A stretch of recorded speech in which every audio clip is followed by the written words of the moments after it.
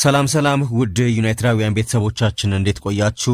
ሬድ ዴቪልስ ኢትዮጵያ ቻናል ላይ ትገኛላችሁ። ይህ ቻናል የማንቸስተር ዩናይትድ ጉዳዮች ብቻ የሚቀርቡበት ቻናል ነው። ታዲያ ቻናሉን ለመጀመሪያ ጊዜ የምትከታተሉና የምትሰሙ ውድ ዩናይትዳውያን ቤተሰቦቻችን ቻናሉን ሰብስክራይብ ማድረግ እንዳትረሱ፣ እንደዚሁም ደግሞ የምናቀርባቸውን ቪዲዮዎች ላይክ በማድረግ ሌሎቻችሁ እንድትጀምሩ በአክብሮት እንጠይቃለን። ዛሬም በጣም በርካታ ከማንቸስተር ዩናይትድ ጋር የተያዙ ስፖርታዊ ጉዳዮች እየተነሱ ነው የሚገኙት። ለሰበርነት የቀረቡና ታማኒነት ያላቸውን ዜናዎች ብቻ ነው በዚህ ቻናል ላይ ወደ እናንተ የምናደርሰው። ዛሬም በርካታ ጉዳዮች እየተነሱ ነው፣ እነዚህን ትሰማላችሁ። ከዛ በተጨማሪ የዓለም ዋንጫ በሜክሲኮ አሜሪካና ካናዳ አስተናጋጅነት እንደቀጠለ ይገኛል።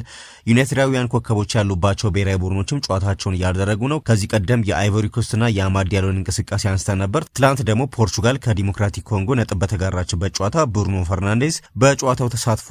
ከዛ በተጨማሪ የቀድሞው የዩናይትድ ኮከብ ክርስቲያኖ ሮናልዶም እንደዚሁ ተጫውቶ ተመልክተናል። ሌሎች ጨዋታዎችም ነበሩ። ለምሳሌ ማርከስ ራሽፎርድ በእንግሊዝ ብሔራዊ ቡድን ትናንትና ጎል ማስቆጠር ችሏል። እንግሊዝ 4-2 ባሸነፈችበት ጨዋታ። ከዛ በኋላ ብዙ ነገሮች ስለ ማርከስ ራሽፎርድ እየተባሉ ነው የሚገኙት። ይህንንም የተመለከተ መረጃ ይዘናል። ሪዮ ፈርዲናንድ በተለይ ከትናንትናው ጨዋታ በኋላ ማርከስ ራሽፎርድና ማንቸስተር ዩናይትድን በተመለከተ ያስተላለፈው መረጃ አለ። ይህንንም እንሰማለን። ከዛ ውጭ ከዝውውሮች ጋር ተያይዞ ማንቸስተር ዩናይትድ እስከ 40 ሚሊዮን ፓውንድ የተገመተውን የጁቬንቱስ ተጫዋች ያስፈርም ወይ የሚል መረጃም እንደዚሁ ተሰምቷል። ሌሎች ጉዳዮች አሉ። አማድ ዲያሎ ከማንቸስተር ዩናይትድ ሊለቅ ይችላል የሚል መረጃ ተሰራጭቶ በጣም አነጋጋሪ ሆኗል። እነዚህን ሁሉ ተሰማላችሁ። ታዲያ በድጋሚ ላስታውሳችሁ፣ ለቻናሉ አዳዲስ የሆናችሁ ቤተሰቦቻችን ሰብስክራይብ በማድረግ እንድትጀምሩ እጠይቃለሁ።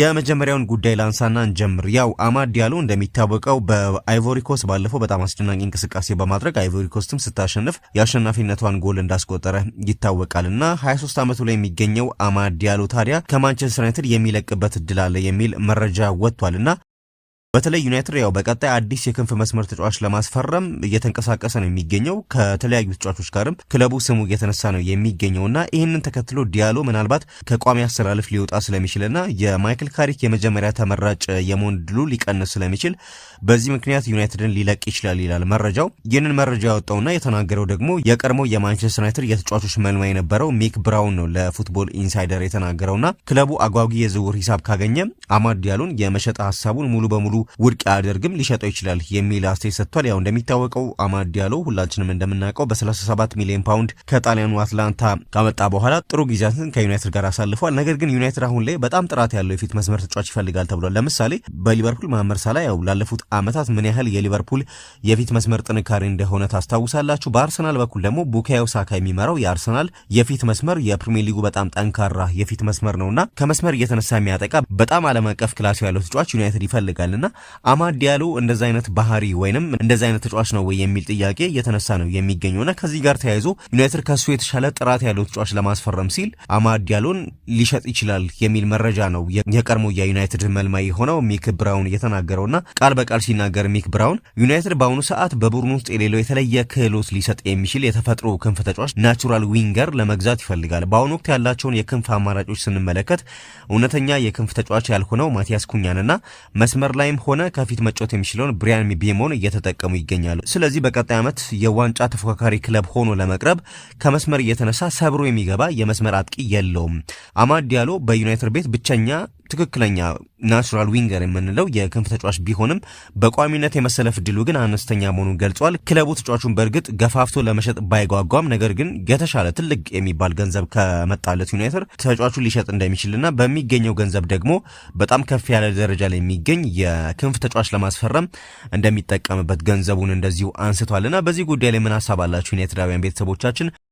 የቀድሞ የዩናይትድ መልማይ ማይክ ብራውን ባነሱ ሐሳብ ተስማማላችሁ? አማድ ዲያሎ መልቀቅ አለበት፣ ከሱ የተሻለ ጥራት ያለው የመስመር ተጫዋች መምጣት አለበት በሚለው ላይ ተስማማላችሁ? በሚለው ጉዳይ ላይ ሐሳባችሁን ስጡን። ግን አማድ ዲያሎ ስለ ማንቸስተር ዩናይትድ ቆይተው ምን ያስባል የሚሉ መረጃዎችን ደግሞ እናንሳ። አሁን ላይ ያው ከአይቮሪ ኮስት ብሔራዊ ቡድን ጋር በዓለም ዋንጫው የተሳተፈ ነው የሚገኘው። ባለፈውም ከኢኳዶር ጋር በነበራቸው ጨዋታ እሱ ባስቆጠረው ጎል ነው ያሸነፉትና ግን በኦልትራፎርድ ስላለው ቆይታ ተጫዋቹ ምን ይሰማዋል የሚለውን መረጃ ስናነሳ ተጫዋቹ በፍጹም ከማይክል ካሪክ ቡድን የመልቀቅ ፍላጎት የለውም፣ እንደውም በዩናይትድ ቆይቶ ለቦታው መታገል ነው የሚመርጠው የሚሉ መረጃዎች ወጥቷል። ግን ተጫዋቹ በቅርቡ በማህበራዊ ትስስር ገጹ አንድ መረጃ አሰራጭቶ ነበርና ሊያደግ የተጻፈለት ነገር ሁልጊዜ በአንድ ቦታ አይቆይም የሚል መልእክት አስፍሮ ነበርና ዩናይትዳውያን ደጋፊዎች በዛ ሰዓት በጣም ስጋት ገብቷቸው ነበረ።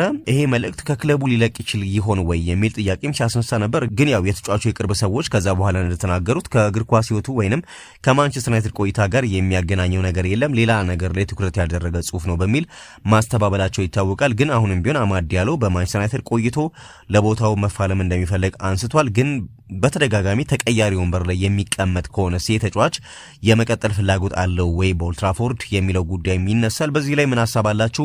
አማድ ዲያሎ ተሸጦ የተሻለ ተጫዋች ይምጣ ወይንስ አማድ ዲያሎ ራሱ ቢቀጥል ይሻላል በሚለው ላይ ሐሳቦቻችሁን በኮሜንት አድርሱን። ግን ስለ አማድ ዲያሎ እንደዚህ እየተባለ ይገኛል። ሌላው ያው አሁንም ማንቸስተር ዩናይትድ ከግራ መስመር ተመላላሽ ተጫዋቾች ጋር ስሙ እየተያዘ ይገኛል። ፉልባክ ማስፈረም በዚህ ክረምት በጣም ግድ ነው። እንደሚታወቀው ሉክ ሾው ባለፈው ውድድር ዓመት ሳይጎዳ በጣም ብዙ ጨዋታዎችን በእርግጥ አድርጓል። ግን በቀጣዩ ውድድር ዓመት ያው ዩናይትድ በአውሮፓ ቻምፒየንስ ሊግ እና የሊግ ጨዋታዎች አሉ። ከዛ ውጭ እንደ ኤፍኤ እና ሌሎች ውድድሮችም አሉና ተቀያሪ ተጫዋች ግድ ያስፈልጓል ማንቸስተር ዩናይትድ በዛ ቦታ ላይ። ከዛ በተጨማሪ ወጣት የሆነ ለረጅም ዓመታት የግራ ፉልባኩን የሚሸፍን ተጫዋች ወደ ዩናይትድ መምጣት አለበትና ከዛ ጋር ተያይዞ ሊሳልን ጨምሮ በርካታ ተጫዋቾች ከዩናይትድ ጋር ስማቸው ሲነሳ እንደነበር ይታወቃል። ከቅርብ ጊዜ ወዲህ በተለይ ባለፉት 2-3 ቀናት ደግሞ አልቫሮ ካሬራስ የቀድሞ የዩናይትድ ተጫዋች በድጋሚ ከዩናይትድ ጋር ስሙ እየተነሳ ይገኛል። በተለይ ሪያል ማድሪድ ማርኮ ክሪያን ከቼልሲ በ52 ሚሊዮን ፓውንድ ካስፈረመ በኋላ ይህንን ተጫዋች ለመሸጥ ዝግጁ ሆኗል። ያንን ተከትሎ ዩናይትድ ከዚህ ተጫዋች ጋር ስሙ እየተነሳ ነው የሚገኘው ባለፉት 2-3 ቀናት። ግን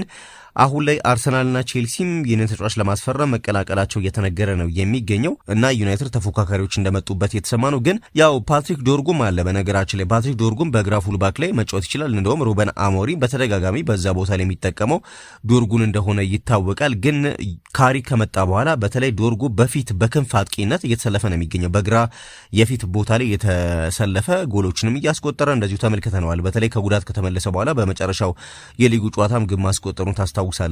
ብሩኖ ፈርናንዴዝ ሪከርድ የሰበረበት ጨዋታ ማለት ነው እና እሱን ማይክል ካሪክ በዛ ቦታ ላይ በተደጋጋሚ ሊያሰልፈው ይችላል። ግን ጥራት ያለውና ተፈጥሯዊ የሆነ ፉልባክ ዩናይትድ ማስፈረም አለበትና ካሬራስ አንዱ በዩናይትድ የተያዘ ተጫዋች ነው። ዩናይትድ ተጫዋቹን ከ2 ዓመት በፊት በ7.8 ሚሊዮን ፓውንድ ለቤኔፊካ እንደሸጠው ይታወቃል። ባለፈው ክረምት ደግሞ ሪያል ማድሪድ ተጫዋቹን በ50 ሚሊዮን ዩሮ ሲያስፈርመው በነገራችን ላይ ዩናይትድ ከዛ ዝውውር የ20 በመቶ የሽያጭ ድርሻ አግኝቷል ከተጫዋቹ ሽያጭ ጋር በተያያዘ ማለት ነው። አሁን ላይ ኮክሪያ በጆዜ ሞሪኒዮ ስር ያው የመጀመሪያ ተመራጭ እንደሚሆን ይጠበቃልና ያም ይሆን ከሆነ ደግሞ ካሬራስ ተቀያሪ ወንበር ላይ ለመቀመጥ ይገደዳል። ይሄ ነው አንዱ ከክለቡ እንዲለቅ የገፋፋውና ምክንያት የሆነው ተብሏል። ታዲያ ሪያል ማድሪድ ለካሬራስ እስከ 50 ሚሊዮን ዩሮ እንደሚፈልግ ነው እየተነገረ የሚገኘው። ቢያንስ የገዙበትን ዋጋ ማግኘት ይፈልጋሉ ሪያል ማድሪዶች በካሬራስ ሽያጭ። ታዲያ ዩናይትድ ለዚህ ተጫዋች ይህን ያህል ገንዘብ ይከፍላል ወይ የሚለው በጣም አጠያቂ ነው። ከሱ ይልቅ ለሊጉ ልምድ ያለው በኒውካስልም ጥሩ የውድድር ዓመት ላሳለፈው ለሊክሳል ቢከፍል ይሻላል ነው እየተባለ የሚገኘው። አርሰናልና ቼልሲም የተጫዋቹን ሁኔታ በቅርብ ርቀት እየተከታተሉ ያሉ ክለቦች መሆናቸው እንደዚሁ ዛሬ የተለያዩ መገናኛ ብዙሃን ባወጡት መረጃ ተመልክተናል። ከዛ ውጭ የማንቸስተር ዩናይትድ እና የኤሊዮት አንደርሰን ጉዳይ በዚህ ክረምት በጣም መነጋገሪያ እንደነበር ታስታውሳላችሁ። እኛም በተደጋጋሚ ዜና ሰርተንበታል። ተጫዋቹ ከማንቸስተር ዩናይትድ ይልቅ ወደ ሲቲ ለመሄድ መቃረቡን በተደጋጋሚ ዘግበናል። ግን በርካታ መረጃዎች ከዚህ ቀደም ዩናይትድ እንግሊዛዊያን ተጫዋቾችን በጣም በቀላሉ ያገኝ ነበረ። ለምንድን ነው ከሰር አሌክስ ፈርጉሰን ከወጡ በኋላ እንግሊዛዊያን ተጫዋቾችን የማግኘት እድሉ የጠበበው የሚል መረጃ ስመለከት ነበርና ሰር አሌክስ ፈርጉሰን በኃላፊነት በነበሩት ሰዓት እንደምታስታውሱት ለምሳሌ እሳቸው ቢኖሩ እንደ ሃሪኬን ዴክላን ራይስ ያሉ የብሪታናዊያን ወይንም እንግሊዛዊያን ተጫዋቾች በቀላሉ ወደ ኦልድ ትራፎርድ የመምጣት እድላቸው በጣም ሰፊ ነው። ከዚህ ቀደም ፈርጉሰን እያሉ ሪዮ ፈርዲናንድ ከሊድስ ዩናይትድ፣ ዋይኒ ሮኒ ከኤቨርተን እንደዚህ በቀላሉ ነበር ዩናይትድን የተቀላቀሉትና ከየትኛውም ክለብ በላይ ዩናይትድ እንግሊዛዊያን ተጫዋቾችን የማግኘት እድሉ በጣም የሰፋ ሆኗል። አሁን ላይ ግን ማንቸስተር ዩናይትድ ለምሳሌ ኤሊዮት አንደርሰንን ፈልጎት ግን ተጫዋቹ ያው ወደ ሲቲ ለማምራት ነው የተቃረበውና አንደኛው ያው በፋይናንስ በኩል አሁን ላይ የክለቦች ሚዛን መዛባት ነው። ከዚህ ቀደም ትልልቅ የሚባሉ ክለቦች እንደ ማንቸስተር ዩናይትድ፣ ሊቨርፑል፣ ቼልሲ ያሉ ክለቦች በቀላሉ ተጫዋቾችን የማግኘት እድላቸው የሰፋ ነበር። ባለፉት 10 እና 15 ዓመታት ደግሞ ሲቲ በተለይ በገንዘብ አቅምም የተሻለ ስለሆነ ተጫዋቾችን በቀላሉ ያገኛል። ግን ማንቸስተር ዩናይትድ ይህንን ተጫዋች በነገራችን ላይ እስከ መጨረሻው ድረስ ቢገፋበትና ኖቲንጋም የጠየቀውን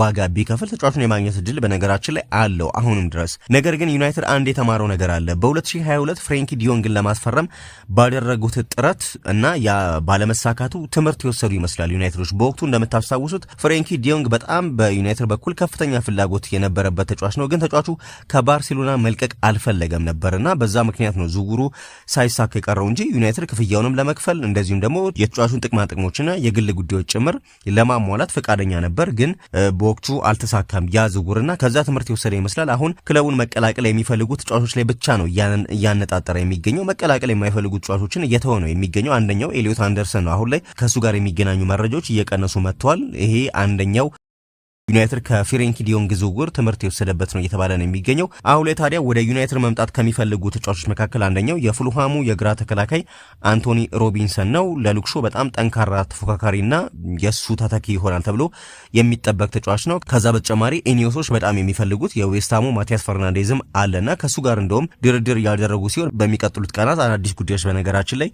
ይሰማሉ ተብሎ ይጠበቃል። ከዚህ ተጫዋች ጋር በተያያዘ የ21 ዓመቱ ፖርቹጋላዊ አማካይ ወደ ኦልትራፎርድ ለመዛወር በጣም እጅጉ እንደጓጓ እየተሰማ ነው የሚገኘው። በአሁኑ ወቅት በጣም ብቸኛ እንቅፋት የሆነው ጉዳይ ዌስትሃም የጠየቀው እስከ 85 ሚሊዮን ፓውንድ የሚደርሰው ገንዘብ ብቻ ነው። ዩናይትድ ዋጋውን የበለጠ ለመቀነስ ስለሚፈልግ ዝውውሩን ለማጠናቀቅ አይቻኮሉም እንጂ ዋጋውን መክፈል ቢፈልግ ኖሮ እስካሁን ድረስ ያለቀ ዝውውር ነበር። ነገር ግን አሁንም ቢሆን ከተጫዋቹ ጋር በግል ጉዳዮች ላይ ስለተስማሙ ራሱ ፈርናንዴስ በእጅጉ ወደ ኦልትራፎርድ መምጣት እንደሚፈልግ ነው እየተነገረ የሚገኘው። በነገራችን ላይ በርካቶች የኤሊዮት አንደርሰን ዝውውር በእርግጥ ኤሊዮት አንደርሰን የብሪታንያ ሪከርድ ሰብሮ ሊዘዋወር ይገባል ወይ በሚል እየጠየቁ ነው የሚገኙት። ለምሳሌ ዴክላን ራይስ በ2023 በ105 ሚሊዮን ፓውንድ ወደ አርሰናል ሲዘዋወር በሁለት ትልልቅ ውድድሮች ላይ ለእንግሊዝ ብሔራዊ ቡድን የተጫወተ ዌስትሃምን ደግሞ ለኮንፈረንስ ሊግ ዋንጫ ያበቃ በመሆኑ በብዙዎች ዘንድ ብቃቱ የታወቀ ነበርና በአንጻሩ አሁን ላይ የእንግሊዝ ብሔራዊ ቡድን ተጫዋች የሆነው ኤሊዮት አንደርሰን ገና በኖቲንጋም ፎረስት 2 የውድድር ዘመናት የፕሪሚየር ሊግ ልምድ ብቻ ነው ያለው። ስለዚህ እሱ ላይ ያን ያህል ከፍተኛ ገንዘብ ማውጣት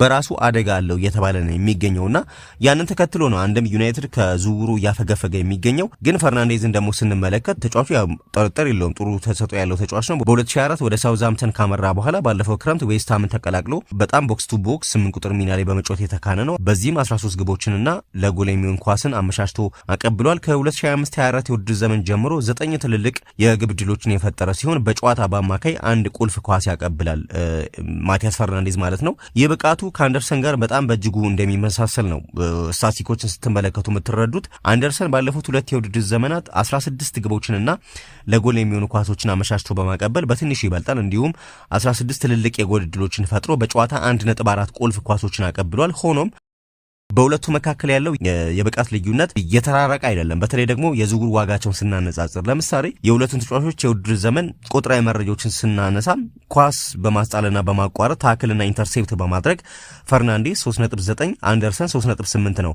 ኳስ መልሶ ማግኘት ላይ ቦል ሪከቨሪ ላይ ፈርናንዴስ 5.1 ሲሰጠው አንደርሰን 8.1 ነው። በዚህ አንደርሰን የተሻለ ነው። የኳስ ማቀበል አኪራሲ ፓስ አኪራሲ የምንለው ለትክክለኛው ሰው ኳስ በማቀበል የሚለውን ስንመለከት ፈርናንዴስ 87 በመቶ ነው፣ አንደርሰን 86 በመቶ ተሰጥቷቸዋልና በነገራችን ላይ ክለቡን የለቀቀው ካስሚሮ በዚህ ከሁለቱም ያንሳል 81 በመቶ ብቻ ነበርና ሁለቱም ተጫዋቾች በኳስ ቁጥጥርም ሆነ ኳስ ለመንጠቅ በሚያደርጉት ጥረት ላይ ጠንካራና ብቁ መሆናቸው ልዩ ያደርጋቸዋል። ፈርናንዴስ ግን ኳስ የማቀበል ስኬቱ የተሻለ ሲሆን በአጠቃላይ ሁለገብ የምትሉት አይነት ተጫዋች ነው። ስለዚህ ማንቸስተር ዩናይትድ አንደርሰንን ለሲቲ አሳልፎ ሰጥቶ የዌስትሃም አማካይ ማቲያስ ፈርናንዴዝ ወደ ኦልትራፎርድ መጥቶ ጥሩ መጫወት የሚችል ከሆነ ለበጎ የመጣ አጋጣሚ ሊሆን ይችላል እያሉ ነው በርካቶች የኤሊዮት አንደርሰንን ጉዳይ ያነሱ የሚገኙትና ለማንኛውም ግን ያን ያህል የተራራቀ ቁጥርና ሳስ የላቸውም በሁለቱ መካከል እየተባለ ነው የሚገኘው። በእርግጠኝነት ግን ማቲያስ ፈርናንዴዝ ወደ ኦልትራፎርድ በዚህ ክረምት የመፈረሙ ነገር የማይቀር ይመስላል። በጣም በርካታ መረጃዎችን ስትመለከቱና ቅርበት ታማኝነት ያላቸውን ዘገባዎች ስታዩ። ከዛ በተጨማሪ ዛሬ ከዩናይትድ ጋር የተገናኘው የኬፍረን ቱራም ጉዳይ ነው። ይህ ተጫዋች ከ35 እስከ 40 ሚሊዮን ፓውንድ ሊገኝ የሚችል የአማካይ ስፍራ ተጫዋች ስለሆነ ዩናይትድ ተጫዋቹ ሊያስፈርም ይችላል የሚሉ ዘገባዎች በጣም በስፋት እየወጡ ነው የሚገኙት። የጣሊያኑ ጋዜጣ ኮሬዶ ዴሎ ስፖርትም ማንቸስተር ዩናይትድ ተጫዋቹን ይፈልጓል የሚል ዘገባ ነው ያወጣው። በነገራችን ላይ ቱራም ያው ባለፉት 2 የውድድር ዓመታት ለጁቬንቱስ በጣም ቁልፍ ከምትሏቸው ተጫዋቾች መካከል አንዱ ነው።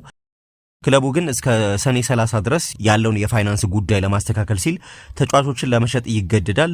እንደውም አንዳንድ መረጃዎች ምንድነው የሚሉት ጁቬንቱስ ከወሩ መጨረሻ ድረስ ከ10 እስከ 11 ሚሊዮን ፓውንድ የተጣራ ትርፍ ማሳየት ስለሚጠበቅበት ይህንን አማካይ ለመሸጥ በሩን ክፍት አድርጓል።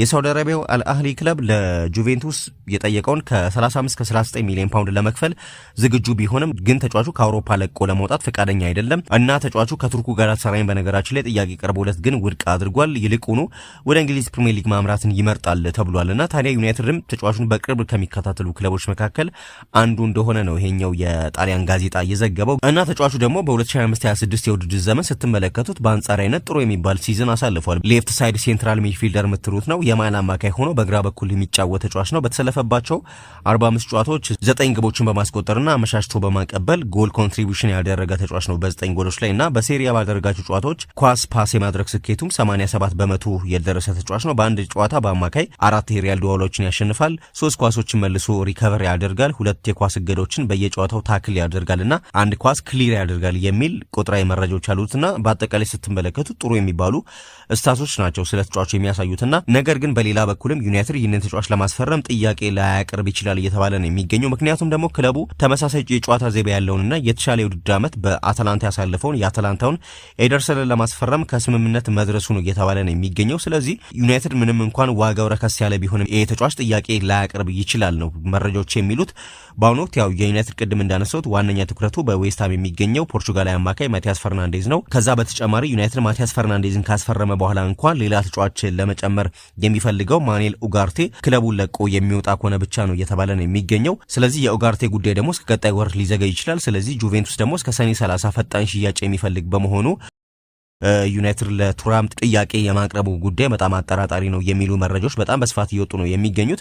ከዩናይትድ በተጨማሪ ግን ሊቨርፑልና ኖቲንግሃም ፎረስትም ከዚህ ፈረንሳይ ተጫዋች ጋር ስማቸው እየተገናኘ ይገኛል። ተጫዋቹም እስከ ሰኔ 30 ድረስ ወደ ፕሪሚየር ሊግ እንዲዛወር ለማድረግ በወኪሎቹ በኩል እና በዩቬንቱስ ክለብ በኩል ፍላጎት አለ። አንዳንድ ሪፖርቶች ደግሞ ዝም ብሎ ሆን ብሎ ዩቬንቱስ ከማንቸስተር ዩናይትድ ጋር አገናኝቶ ያሰራጨው መረጃ ሊሆንም ይችላል እያሉ ነው የሚገኙት። ምክንያቱም እስከ ሰኔ 30 ድረስ ገንዘብ ማግኘት ስላለበት ጁቬንቱስ ሆን ብሎ ቱራም እስከ 40 ሚሊዮን ፓውንድ ባለ ቅናሽ ዋጋ ቀርቧል የሚል መረጃ አሰራጭቶም ሊሆን ይችላል የሚሉ መረጃዎች እንደዚሁ በስፋት እየወጡ ነው የሚገኙት። ነገር ግን ዩናይትድ ከዚህ ተጫዋች ጋርም ስሙ ዛሬ በተለያዩ መገናኛ ብዙሃን ሲነሳ ስለነበር መረጃውን ለማንሳት ወደናል። ሌላው የማርከስ ራሽፎርድና ሪዮ ፈርዲናንድን ያገናኘውን መረጃ እናንሳ። ሪዮ ፈርዲናንድ ማንቸስተር ዩናይትድ የራሽፎርድን የ40 ሚሊዮን ፓውንድ የዝውውር ጉዳይ ለጊዜው እንዲያግድ ጥያቄ አቅርቧል። ያው የእንግሊዝ ብሔራዊ ቡድን ትላንትና በዓለም ዋንጫው ክሮኤሽያን ማሸነፉን ተከትሎ የቀድሞው የማንቸስተር ዩናይትድ ተከላካይ ሪዮ ፈርዲናንድ ክለቡ የአቋም ለውጥ በማድረግ ማርከስ ራሽፎርድን በኦልድ ትራፎርድ ያቆየው የሚል አስተያየት ሰጥቷልና እንግሊዝ ትላንት የዓለም ዋንጫ ውድድሯን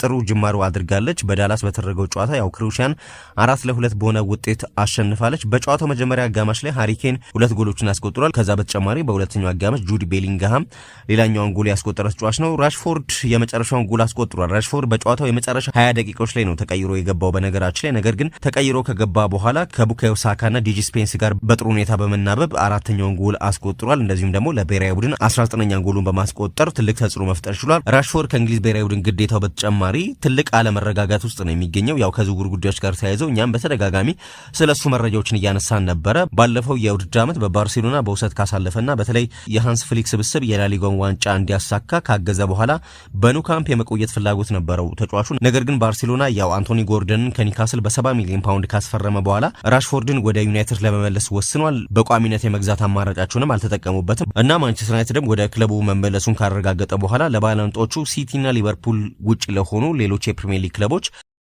በ40 ሚሊዮን ፓውንድ የዝውውር ሂሳብ ዝግጁ መሆኑን መግለጹ ይታወቃል። ነገር ግን ሪዮ ፈርዲናንድ ይህ ውሳኔ ምናልባት ማንቸስተር ዩናይትድን ለስህተት ሊዳርግ ስለሚችል ዩናይትድ በራሽፎርድ የወደፊት እጣ ፈንታ ላይ ያለውን አቋም እንደገና ሊገመግም ይገባል ብሏል። ፈርዲናንድ እንግሊዝ በዓለም ዋንጫ የመክፈቻ ጨዋታ ካስመዘገበችው ጥሩ ውጤት በኋላ ባስተላልፈው መልእክት ሪዮ ፈርዲናንድ ዩናይትድ የማርከስ ራሽፎርድን ሁኔታ እንደገና መመልከት መጀመር አለበት። ሀሳቤን ለመቀየር ዝግጁ ነኝ። ስህተት ሰርቼ በሀሳቤ መጽናት የኔ መንገድ አይደለም። ማርከስ ራሽፎርድ አሁን የበሰለ ይመስለኛል። ከክለቡ ርቆ ያሳለፈው ጊዜ የፈለገውን ጥቅም ሳይሰጠው አልቀረም። ምናልባትም የሁለቱንም ግንኙነት አጽድቶታል የሚል አስተያየት አንስቷል። አክሎም አሁን ማንቸስተር ዩናይትድና ራሽፎርድ እጅ ለእጅ ተያይዘው ተመልሻለሁ የሚልበት ጊዜ ደርሷል። እኔ እንደማስበው አሁን በራሽፎርድ ላይ ትልቅ ብስለት ማየት ትችላላችሁ። ያ በባርሴሎና ያሳለፈው ጊዜ አሁን የራሱን ሚና እንዲረዳ አድርጎታል። በባርሴሎና ቆይታው ተቀይሮ በመግባት ተጽዕኖ ፈጣሪ ተጫዋች ነበር። ይህ ደግሞ ለእንግሊዝ ብሔራዊ ቡድንም የሚኖረው ሚና ሊሆን ይችላል። ከተቀያሪ ወንበር እየተነሳ እንዲህ አይነት ተጽዕኖ የሚፈጥር ከሆነ ለስብስቡ ትልቅ ሀብት ነው። ምክንያቱም እኛ እንደዚህ አይነት ተጫዋቾች ያስፈልጉናል የሚል አስተያየት ነው ከትላንትናው የራሽፎርድ እንቅስቃሴ በኋላ የቀድሞው የማንቸስተር ዩናይትድ ተከላካይ የነበረው ሪዮ ፈርዲናንድ አስተያየቱን እየሰጠው። እናንተስ በራሽፎርድ ጉዳይ ላይ ምን ሀሳብ አላችሁ? ትላንትና የእንግሊዝን ጨዋታ የተከታተላችሁ ዩናይትዳውያን ቤተሰቦቻችሁም አስተያየቶቻችሁን በኮሜንት ማስፈር ትችላላችሁ። ራሽፎርድ በክለቡ መቆየት አለበት ወይንስ መሸጥ አለበት በሚለው ላይ ሀሳቦቻችሁን በኮሜንት አድርሱን። ግን ከትላንትናው እንቅስቃሴው በኋላ በጣም በርካቶች ራሽፎርድ በዩናይትድ ሊቆይ ይገባል የሚል አስተያየት እየሰጡ ይገኛሉ። አንደኛው የቀድሞ የዩናይትድ ተከላካይ ሪዮ ፈርዲናንድ ነው። ዩናይትዳውያን ቤተሰቦቻችን እንግዲህ ዛሬ በበርካታ መገናኛ ብዙሃን ዩናይትድን በተመለከተ የወጡ መረጃዎች እነዚህ ናቸው። ሌሎች ጉዳዮችን እንደዚሁ እየተከታተልን ለእናንተ ማድረሳችንን እንቀጥላለን። ታዲያ ባነሳናቸው ርዕሰ ጉዳዮች ላይ ሀሳብ አስተያየቶቻችሁን በኮሜንት እናንተ በማስፈር ተሳተፉ። ኬት እንደምትከታተሉን አዳዲስ የሆናችሁ ቤተሰቦቻችንን በኮሜንት አድርሱን። ስለምትከታተሉን እጅግ አድርገን እናመሰግናለን። አዳዲስ የሆናችሁ ቤተሰቦቻችን ቻናሉን ሰብስክራይብ ማድረግ እንዳይዘነጋ። በያላችሁበት ሰናይ ጊዜን ተመኘን።